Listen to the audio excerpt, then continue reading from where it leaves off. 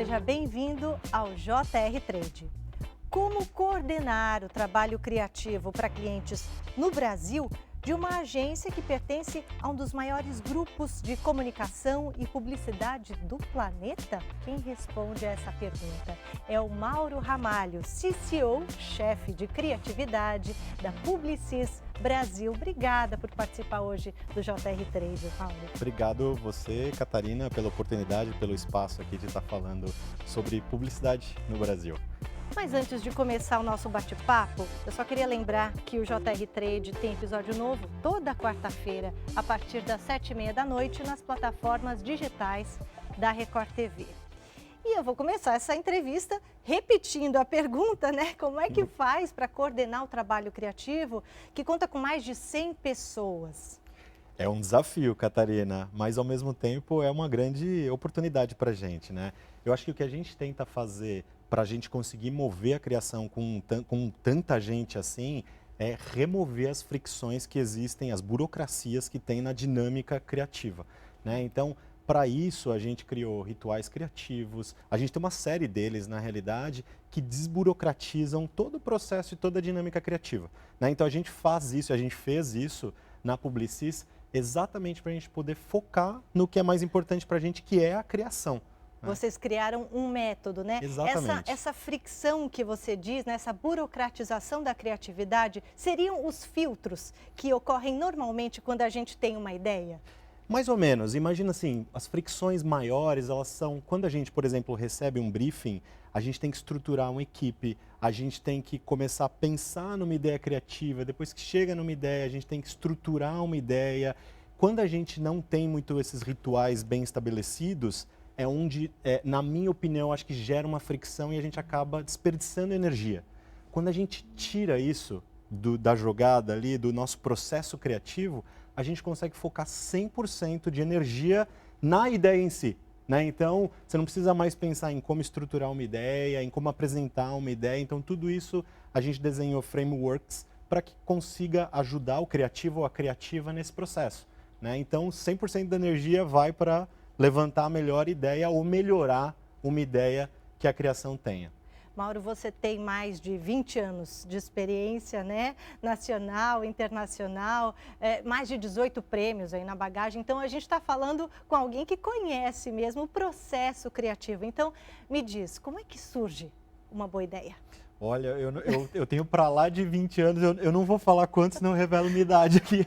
Mas uma ideia, a minha escola de formação sempre foi muito orientada à transpiração ali. Então, vamos levantar o maior número possível de ideias, vamos trabalhar num volume maior de ideias, né? Então, eu nunca acreditei nessa inspiração que vem aí divina. Eu acho que isso pelo menos da minha escola, da onde eu venho, é muito baixar a cabeça e batalhar mesmo pelas ideias, né? Então, acho que muito insumo criativo na Publicis, a gente tem uma área que é chamada de Brain Lab, que é um laboratório mesmo, que a gente tem engenheiros, a gente tem matemáticos, a gente tem pessoas voltadas para a humana, então a gente tem sociólogos lá dentro, enfim, a gente tem uma quantidade bacana de pessoas que estão levantando dados para entregar isso para a criação, e a gente, com um insumo, a gente consegue baixar a cabeça e aí transpirar para achar a melhor ideia. Quer dizer, né? É possível surgir ali uma lâmpada, se acender ali com uma ideia criativa, mas é muito inconstante, você não sabe quando isso acontece, exatamente. né? Então, vocês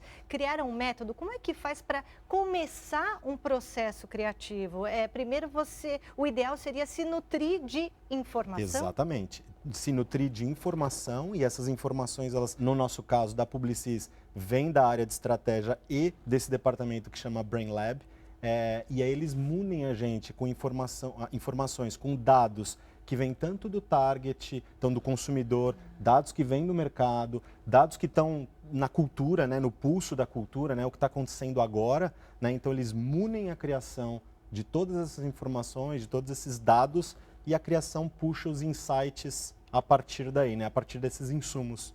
Vocês trabalham com um conceito que se chama incomodismo. O que é isso? Olha, o incomodismo, ele vem acho que do perfil de pessoas que são malucos por resolver e malucas por resolver problemas, né? Então, essa inquietude, né? Então, a gente tenta atrair mais esse perfil de criativo e de criativa, né? Que se esteja mais disposto a ir atrás de um problema e resolver ele de uma maneira diferente. Para a gente é aí que acontecem as ideias mais transformadoras e que tem um real impacto na sociedade, no mundo, né? Que resolvem problemas que eles são reais, né? Agora a gente está virando esse conceito para as marcas, né? Então, porque a gente tem a inquietude dentro da gente, né? O incomodismo dentro da gente. Agora a gente está passando a olhar mais para as marcas que queiram causar esse impacto no mercado, né? Então, um exemplo. Então, quando eu penso uma Nestlé da vida, a gente tem um projeto na Publicis, inclusive, que chama Passatempo Libras, né? Que a gente, através de um projeto, acho que você conhece a bolachinha Passatempo, né? Acho que há mais de 30 anos está presente aí nos lares brasileiros. Elas costumavam trazer as estampas ali da bolacha de uma maneira divertida, de uma maneira super fã ali, né, para o consumidor. Agora a gente está trazendo o desenho de Libras, então a gente está ensinando as crianças as letrinhas para a gente ter um mundo mais inclusivo, né? Então, quando o incomodismo ele parte das marcas, quando uma Nestlé ela fica incomodada, por exemplo, tem mais de 10 milhões de pessoas que têm alguma deficiência auditiva e ela passa a ficar incomodada com isso, a gente começa a ter campanhas mais criativas, né? Então, enfim, acho que o incomodismo agora ele tem esses dois lados, né? Incomodismo tanto das pessoas que trabalham na Publicis quanto das marcas que queiram trazer isso para o dia a dia. E é um elemento a mais para dar esse gatilho da criatividade. Exatamente, exatamente. Então, quando a gente começa a olhar esses problemas que acontecem no mundo, né?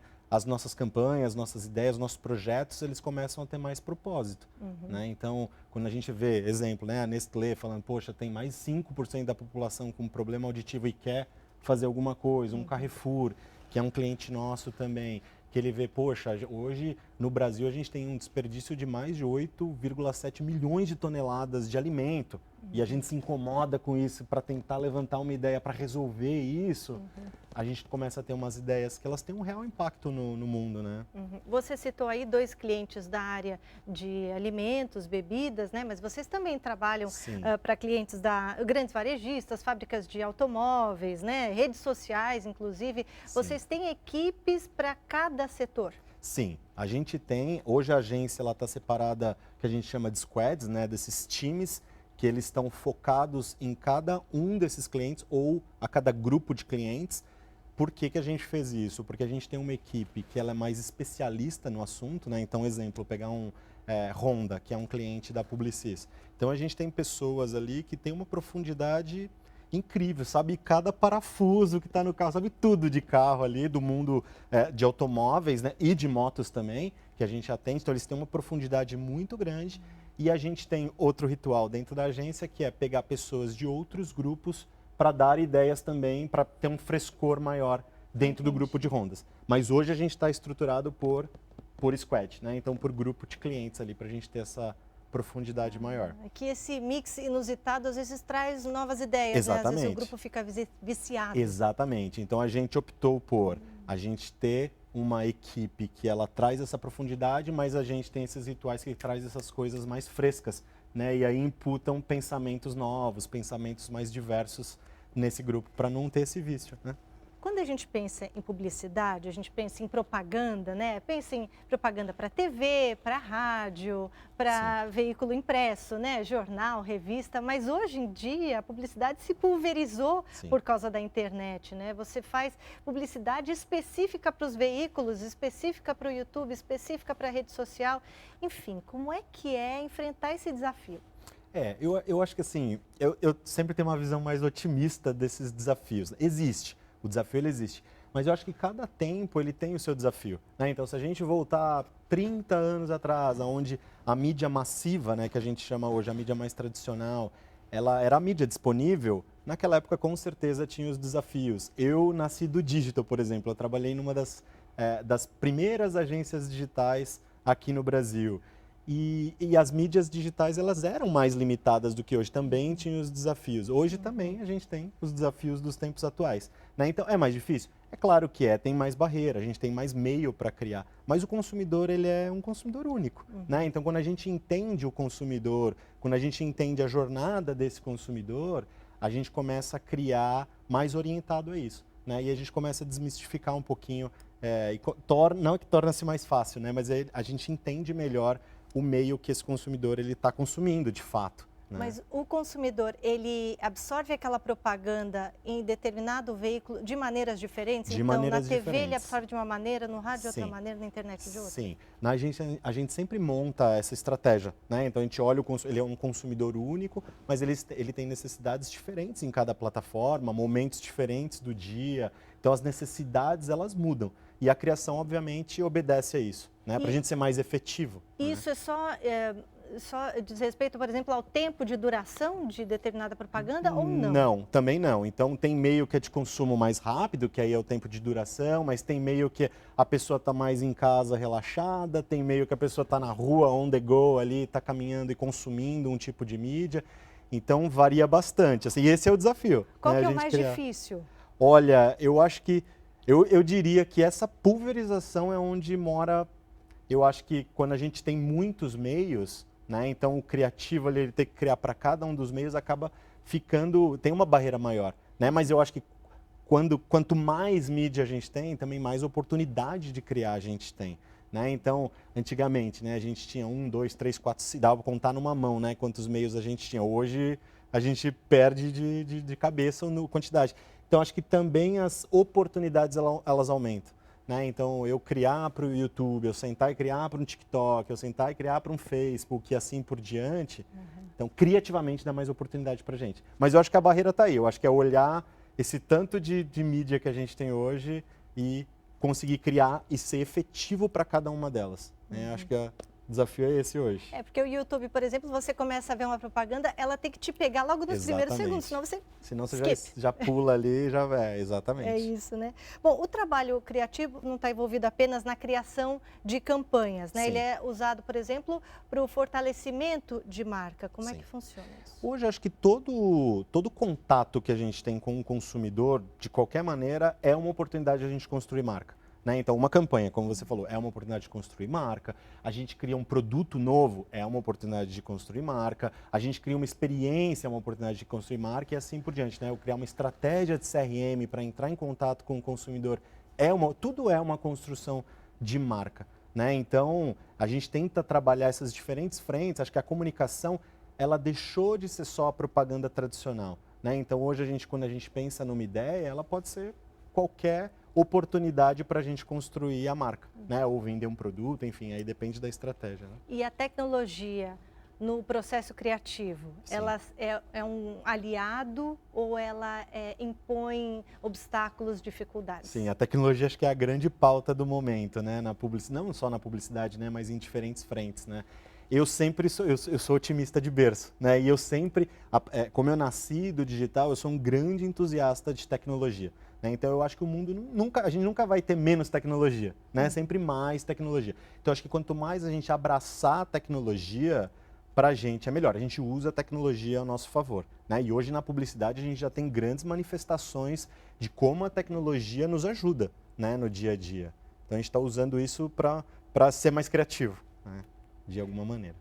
Já que a gente está falando em tecnologia, o assunto do momento é a inteligência artificial, né? O setor criativo, que depende muito das nossas ideias, né? Que é mais analógico, talvez mais orgânico, ele também está sujeito ao impacto da inteligência artificial? Sem dúvida. E aí, de novo, eu sou um grande entusiasta de tecnologia. Eu sempre acho que nos ajuda e vem ajudando. Né? Então, a inteligência artificial hoje, ela nos ajuda em várias frentes quando a gente está falando de criação. Né? Então, desde a conceituação, então quando a gente está idealizando uma ideia, né? Onde a inteligência artificial consegue abastecer a gente de mais informação e mais dados para que a gente consiga chegar nas grandes ideias. Né? Então, ela nos ajuda nesse sentido.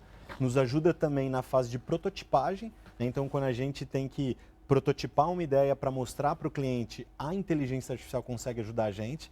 Né? Então, recentemente a gente apresentou uma ideia para um dos nossos clientes, onde, acho que se não fosse a inteligência artificial ali nos ajudar com Midjourney, a gente demoraria muito mais do que a gente demorou. Né? Então, explica isso. O que é Midjourney? Isso, Midjourney é uma inteligência artificial, onde você digita no prompt a imagem que você quer que essa inteligência artificial crie. né? Então você digita lá qualquer coisa e ela cria uma imagem e aí apresenta. Então imagina, e eu não estou nem falando há anos atrás, falando há meses atrás, isso, enfim, não tinha, a gente não tinha disponível tão facilmente, né? Então um trabalho que para um diretor de arte demoraria 2, 3 dias, hoje a gente demora alguns minutos para a gente fazer, né? Então isso, quando a gente está falando da gente conseguir alavancar o nosso processo e da gente ser mais veloz, mais ágil, com certeza a inteligência artificial nos ajuda muito. E agora está partindo para a produção, né? Então, quando a gente vai produzir uma imagem, por exemplo, e agora já está começando a criar-se vídeo a partir de inteligência artificial, isso com certeza ajuda a gente também no processo de produção das nossas ideias, das nossas campanhas. Então, eu acho que é um grande aliado aí a tecnologia para a gente. Pois é, mas não existe o receio de que essa tecnologia artificial possa substituir a mão de obra humana? Tem, e o assunto do momento é exatamente esse. E na agência, a gente tem, na indústria como um todo, a gente tem 3 níveis de pessoas ali. A gente tem os early adopters, que são os entusiastas da tecnologia, né? Que são curiosos, que fuçam, que mexem ali, querem saber mais e usam a tecnologia primeiro. A gente tem as pessoas que são as neutras ali e a gente tem as pessoas que são super reticentes e não acreditam na tecnologia. Então a nossa missão é fazer com que eles comecem a olhar mais para a tecnologia que não uma ameaça, né? Então olhar com os olhos e com o prisma de que a tecnologia vai nos ajudar, efetivamente, né? Então, mas por enquanto a inteligência artificial é uma ferramenta. Ela é uma ferramenta, mas que já está presente muito no nosso dia a dia, né? Então essa é a parte, eu acho que a curva de tecnologia ela é exponencial, né? Então antigamente demorava-se 2, 3, 5 anos para acontecer, agora a gente está falando de meses, né? Para a coisa, ela já está no nosso dia a dia ali, a gente já está usufruindo positivamente dessas tecnologias novas que vão surgindo. Né? Grandes grupos de comunicação, como a Publicis, trabalham com a comunicação de forma integrada, né? Sim. Então, além das agências de publicidade, tem as empresas de relações públicas e também assessoria de imprensa. Como é que funciona esse trabalho integrado? A gente chama esse trabalho integrado na Publicis de Power of One. Então, é a força desse grupo, a força desse coletivo em prol de uma necessidade do cliente, né? Então, hoje, a gente vê no mercado, a gente tem os especialistas, né? Então, a gente tem as empresas de tecnologia, que são fragmentadas, né? As empresas de tecnologia, de comunicação, de CRM, de RP, de PR, né? Enfim, por aí vai. Só que elas estão fragmentadas no mercado. Então, é aquilo, né, que a gente falou. O consumidor, ele é um só, né? Então, quando um cliente ele pulveriza, fragmenta isso em diferentes empresas do mercado, a mensagem ela se perde, né? Então, porque, de novo, é um consumidor único. Quando a gente concentra isso numa empresa que tem esses diferentes capabilities, essas capacidades distintas, mas de atender frentes diversas, ela fica concentrada numa empresa só. Então, a mensagem do início até o fim ela é muito sólida, né? E aí vocês oferecem o pacote completo. E isso afeta também o setor criativo? Isso com certeza afeta o setor criativo. A gente tem empresas hoje na Publicis que são focadas em tecnologia, são focadas em novas tecnologias, né? Realidade aumentada, inteligência artificial, inclusive, então por aí vai. Então isso nos afeta também, né? Então, estar tudo dentro de casa, que a gente fala, né? E literalmente na Publicis está no mesmo prédio, as empresas ali, a gente usa as mesmas ferramentas, a gente consegue trocar informação de uma maneira muito mais fluida. Você estava falando agora de aceitação da inteligência artificial, das novas tecnologias, alguns são mais entusiastas do que outros, né? Sim. Esses que são mais entusiastas, normalmente são os mais jovens? E também eu queria saber se essa questão da criatividade, as pessoas mais jovens costumam contribuir mais ou isso é mito? Pelo que eu percebo, pelo menos no mercado e na Publicis, a geração nova ela já vem com esse chipzinho da inovação, né?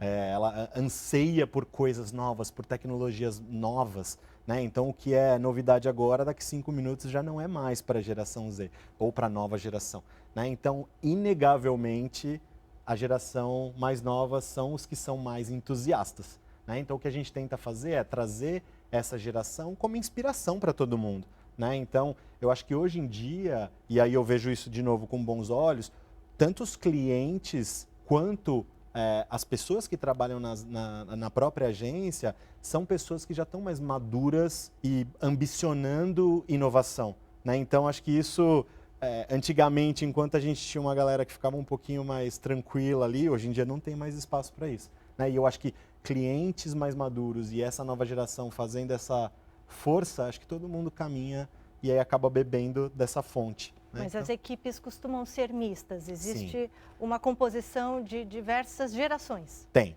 Na Publicis a gente tem um time bem diverso. Eu tenho orgulho de falar da diversidade da Publicis, não satisfeito, mas orgulhoso. A gente tem uma criação hoje bem diversa. Uhum. E vocês têm uma área de formação também bastante robusta, né? Vocês oferecem cursos, sim. Como é que é? A gente tem algumas frentes na Publicis. Então a gente tem uma ferramenta de inteligência artificial, inclusive que chama Marcel, que ela sugere cursos e aprimoramentos para os funcionários da Publicis. A gente tem um programa que chama UNA, que fornece gratuitamente inglês para pessoas que se autodeclaram pretas, pardas e indígenas. E a gente tem um programa que chama Entre, que é um programa que a gente já capacitou ao longo da jornada do Entre mais de 120 mulheres. É um programa focado em mulheres pretas. Esse ano a gente está abrindo para a comunidade trans também. Então é um curso de longa duração, ele tem uma duração de 4 meses, ele é bem profundo, bem robusto, envolve tanto profissionais da Publicis quanto clientes nossos. Então a gente tem esse curso, tem esses 4 meses de duração, onde a gente forma essas mulheres e a gente absorve tanto na Publicis quanto em clientes, nossos clientes e clientes do mercado também a gente abre. Inclusive ganhou um selo de diversidade da Prefeitura de São Paulo. Então é um curso super bacana, que mês que vem a gente já começa ele, versão 2023. Aliás, a gente tem bastante estudante de comunicação que nos assiste, né? E a gente queria saber assim, qual dica, que conselho que você dá para quem está começando aí da geração Z? Sim, eu acho que tem duas frentes. A frente técnica, eu acho que é uma premissa hoje em dia, né? Então, estar muito bem tecnicamente, né, com toda a dinâmica criativa, então mais aguçada, né, então tecnicamente está muito afiado, é uma frente que sim, deve se trabalhar muito, né, então tecnicamente, mas eu acho que é quase que uma premissa do mercado. Eu acho que tem um lado que eu acho que a gente precisa começar a olhar mais, que são as soft skills, né? Então trabalhar mais o lado humano, né? Então saber trabalhar mais em equipe, saber trabalhar na diversidade, olhar isso como uma grande oportunidade de engajar as pessoas, de formar equipes. Eu acho que esse vai ser o próximo grande, acho que eu olharia para isso, assim. E Mauro, para a gente encerrar, como é que você vê aí os próximos anos nesse setor de publicidade no Brasil? Olha, a pergunta de mais de $1 milhão hoje em dia, né? Eu acho que a gente tem uma oportunidade muito grande quando a gente está olhando para as ações e para onde as marcas estão caminhando. As marcas estão caminhando para um lugar mais de propósito, né? Então, de resolver problemas efetivos da sociedade, né? E as pessoas também estão buscando mais isso, né? Estão buscando se conectar mais a marcas que tenham um propósito, né? E não que venda só um produto ou outro, né? Mas que faça alguma coisa efetiva para o mundo, que deixe um legado para o mundo. Então, eu acho que a gente tem uma oportunidade, eu acho que enquanto profissional, da gente ver as nossas ideias e ver as ações e projetos que a gente faz ter um real impacto no mundo, né? Então, quando a gente olha isso enquanto profissão, é muito satisfatório, né? A gente olhar uma ideia nossa sendo refletida como um benefício para o mundo, né? Então, acho que a gente vai caminhar cada vez mais para esse lado. Mauro, foi um prazer receber você aqui no JR Trade. Obrigada. Eu que agradeço, Catarina. Obrigado pela oportunidade. Esse é o nosso espaço para falar sobre marketing e comunicação. O JR Trade tem episódio novo toda semana, às quartas-feiras, a partir das 7h30 da noite, nas plataformas digitais da Record TV. Não esquece de dar ali o seu like. Muito obrigada e até a próxima.